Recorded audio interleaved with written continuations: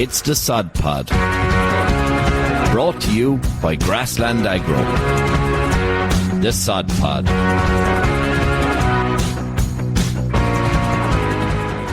Hello, and welcome to the Sod Pod. My name is Stephen Carey, and I'm joined by Clodagh here today. Today we're going to be discussing just general state of play with grass and crops, a bit of an update, fertiliser for grazing ground, and looking up setting cows for the breeding season. So Clodagh, how was the Easter?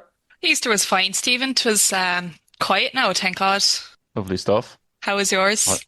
Not so bad. I was hoping to get a whole heap of work done over the weekend now for my father. Now we're a lot of sowing to do at the moment. But we actually got rained off on the Thursday before Easter. So there was no sowing done over the weekend, but I got a good chance to eat plenty of lamb and got a few Easter eggs. But I was actually disgusted enough. I opened one of my Easter eggs here just before the podcast, and there used to be always 2 bars in them, and now there's only 1. So not going to name any names, but the CEO of Cadbury's might need to have a hard look at himself.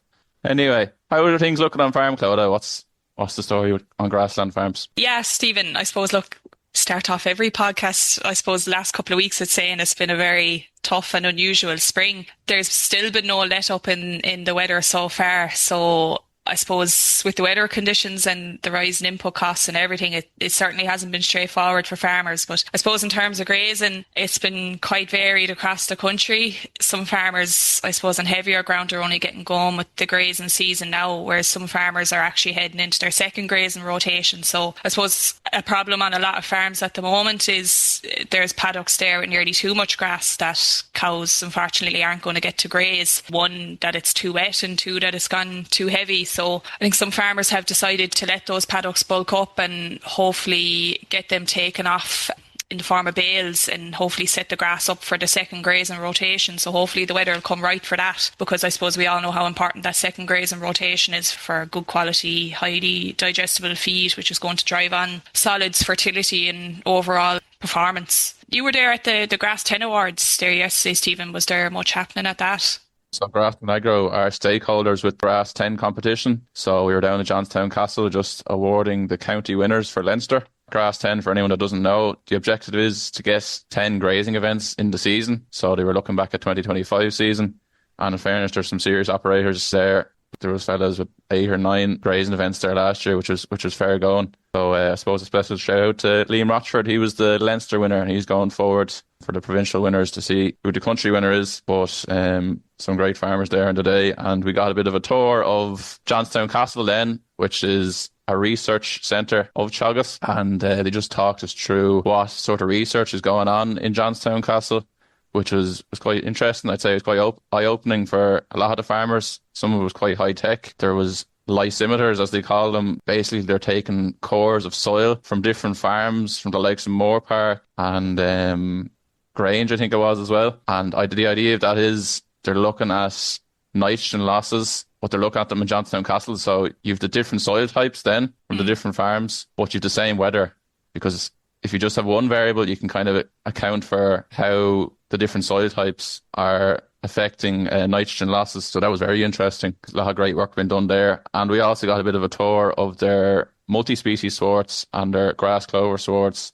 So it was for dairy systems and dairy calf to beef systems we were talking about. They gave us a good tour around of that and showed us both the potential for nitrogen savings with the likes of multi-species, but also the issues around persistency as you go into maybe your second and third year after reseeding. It's tricky, but I suppose they're doing good work there, and they're doing the research so that this sort of stuff can be brought out in farm. And was there any sort of, I suppose, information there on the persistency side of the multi-species? Yeah, I suppose what they were kind of angling at, particularly with the dairy calf to beef research, was that they were looking into maybe a system in future where they might go with multi-species first, and I think there was 6 species in that. And as some of the species died out, you're kind of left with grass clover. And I suppose they mentioned that the young stock were performing quite well on the multi-species, and then you could have your older stock maybe on the grass clover. So you could kind of work it into a bit of a rotation depending on the age of the stock, and as the persistency or the diverse species die out of the sward, you could have different ages of livestock on different parts of the farm and then reseed on a cycle and kind of work it that way, because persistency is quite an issue, probably the key issue with multi-species. It was interesting to see it anyway. There's a lot of work still to be done there, I think,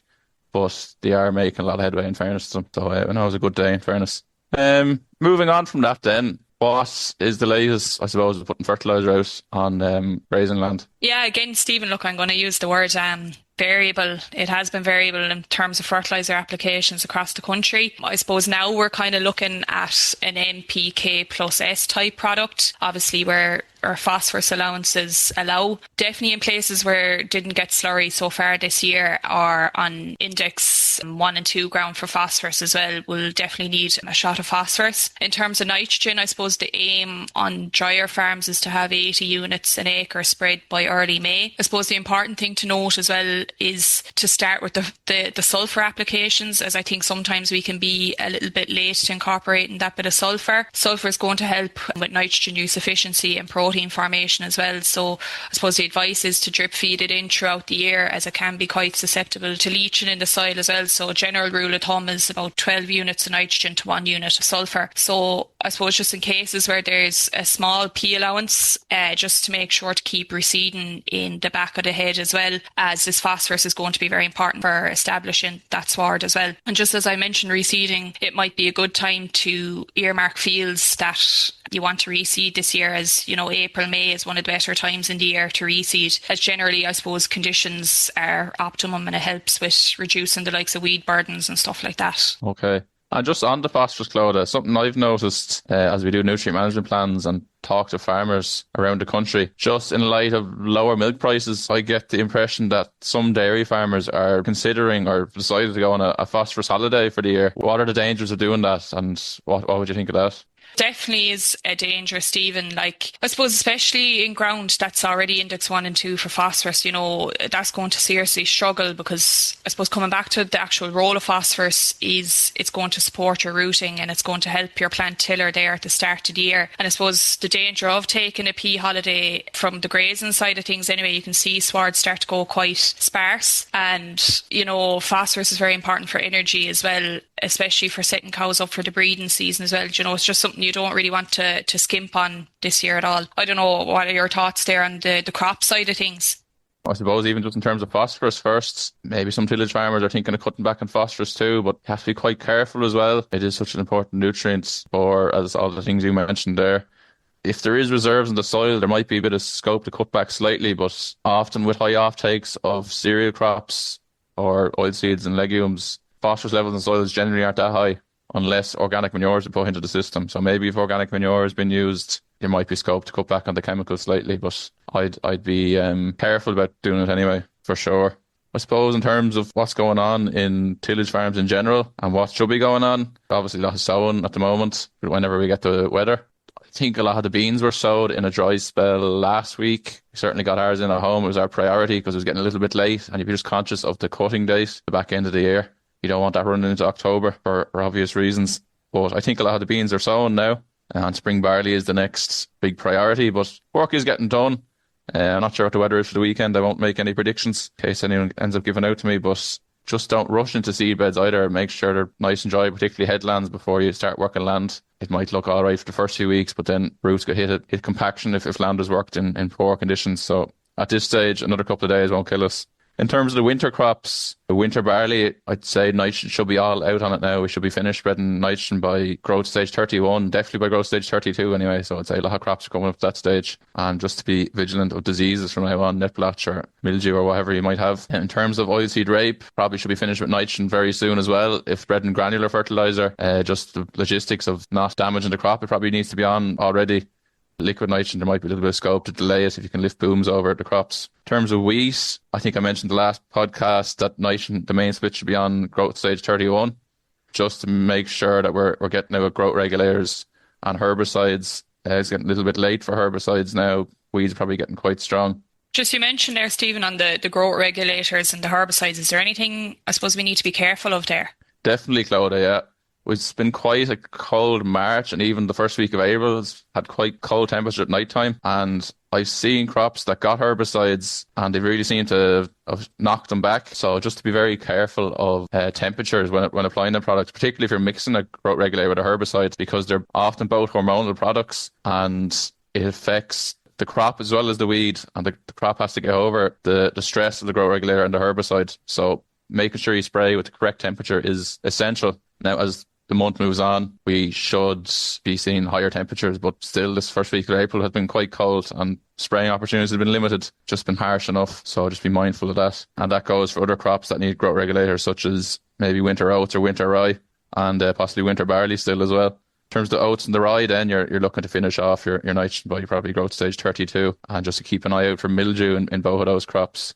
I seen early crown rust in our oats at home. We hit it hard with the fungicides and it seems to cleared it up. But we often get brown rust in rye as well, and I haven't seen it this year. Just keep vigilant and keep walking crops anyway. So I suppose that's the crops update. So Clodagh, in terms of setting up cows for the breeding season, what are we looking at, or what are we thinking of there at the moment? Yeah, I suppose, look, we're heading into the second week in April now. So depending on the farm, breeding's going to start in the next month or so. So it's vital that we have the cow, I suppose, in tip-top shape for the breeding season. So first things first, we need to look at her body condition. Cows should be at a body condition score of 2.75 plus for breeding. I know it is quite a labour-intensive task to do, to put all the cows up the crush and have a look at their body condition, but I suppose it'll allow you make the necessary decisions for setting the cows up for breeding. From talking to farmers, a lot of them are going vaccinating for blue tongue. So, look, if cows are going up the crush, it's no harm to earmark cows that might need a little bit more attention. Cows, I suppose, that lose more than half a body condition score after calving are probably at the most risk of lowered fertility. I suppose weather conditions lately haven't been ideal. It's putting a little bit of extra pressure on cows for maintaining body condition, as their diet has kind of been chopping and changing between grass and silage. And I know Peter actually touched off it there in the latest podcast about making sure that cows are getting enough energy from forage by getting as much grass into the diet as possible is going to be vital for solids, and then to supplement them with concentrates to fill up the deficits. I suppose the cows that aren't on target for condition for breeding, you can move them onto once a day milking to help improve body condition score and keep them with the milking cows so that they're getting their concentrates twice daily as well. Make sure to check maiden heifers too. I suppose at breeding they should be about 60 to 65% of their mature body weight at breeding. So it's important to get them out to grass as soon as possible. A couple of weeks of grass can make an awful difference for heifers. So that's kind of the body condition score inside of it. I suppose another important thing, Stephen, is the mineral supplementation prior to breeding. I suppose doing the likes of a blood test can be very useful to see what cows are actually lacking in. But one very essential mineral for fertility is phosphorus. And I suppose if phosphorus is deficient, it can be an underlying cause of lowered conception rates, which isn't ideal because the cost of a missed heat for a farmer can be anywhere between 80 and 120 euros per case. So your phosphorus is very important for growth and energy, as we said there previously, but I suppose it's not just about physical health, it's also about important for reproduction, as it helps regulate the estrous cycle and helps with embryo development. And without it, I suppose fertility can really suffer. And I suppose you'll be able to see if cows are low in phosphorus because you'll see them showing very abnormal behaviours, the likes of licking stones, licking urine and cubicle mats and things like that. But I suppose generally at this stage, they're quite severely deficient in phosphorus. Other trace minerals such as your copper, selenium, iodine and zinc are also vital for fertility, but I suppose they're needed in quite smaller amounts. Supplementing cows with a phosphorus mineral block such as our own, like Lunio Vital Phos block, can help cows fulfill their requirements prior to the breeding season. I suppose because this block is sodium based, it allows cows to self-regulate their intake. So, it'll allow the farmer also to see and to gauge if his herd is quite low in phosphorus or whether they've fulfilled their requirements or not. So, look, it's just something to think about there before the breeding season there, Stephen. If farmers are taking phosphorus holidays, that could well exacerbate phosphorus levels in cows, couldn't it? Oh, 100%, yeah, because I suppose, and there's so many issues with phosphorus as well, go on and on, but if your pH is off and it's locked up in the soil, if you can't spread it and you're not getting it from the soil, your cows are going to be deficient in it. So I would definitely refrain from taking that phosphorus holiday. That's grand. Any final words of wisdom before we finish up? I suppose, look, just what I said there, we're kind of a month out now from breeding, so assess the herd and make the necessary changes now because, if you leave it go on another week or two, it's getting quite late before the breeding season. So whatever you decide to do now is going to set you up for success, hopefully, in the breeding season. Very good. All I'd say is bring back generous Easter eggs and we'll finish with that. Thanks for listening. Thanks, Stephen. Hey, thanks for listening to the Sod Pod. We hope you enjoyed it. To find out more, head over to www.grasslandagro.ie or check out our social channels: Facebook, Twitter, Instagram, LinkedIn and YouTube. That's all for this episode. See you next time.